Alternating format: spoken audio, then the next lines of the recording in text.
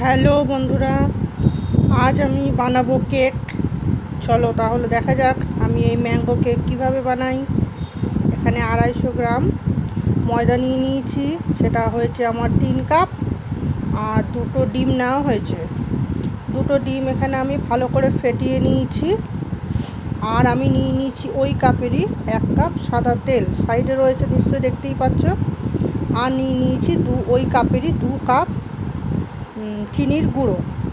3 কাপও দেওয়া যাবে, আমরা একটু মিষ্টিটা কম খাই তাই 2 কাপ দিয়েছি। তোমরা চাইলে অবশ্যই 3 কাপ দিতে পারো।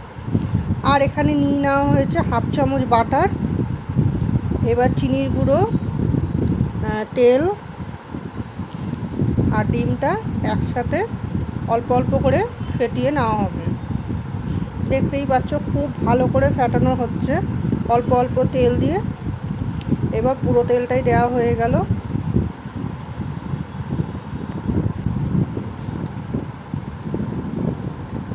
আর সামান্য এর মধ্যে একটু নুন দিয়ে দেওয়া হলো। আর এখানে আমটাকে মিক্সিতে পেস্ট করে নেওয়া হয়েছে, সেই আমটাই অল্প অল্প করে এর মধ্যে দিয়ে দেওয়া হচ্ছে।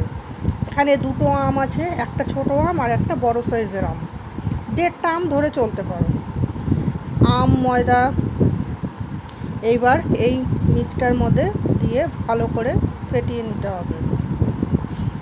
এর মধ্যে কিন্তু আমাদের আর কোনোভাবে জল লাগেনি, এটা এইভাবেই পুরোটাই হয়ে গেছে।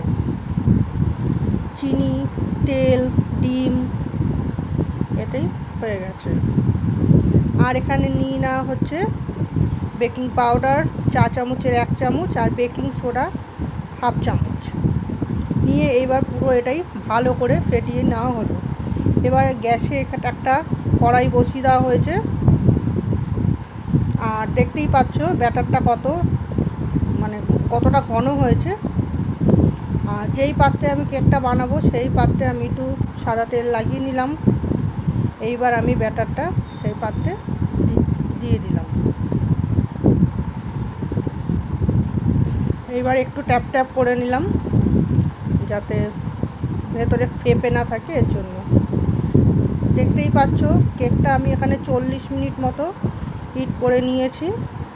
কেকটা এবার দেখো কতটা সুন্দর হয়েছে,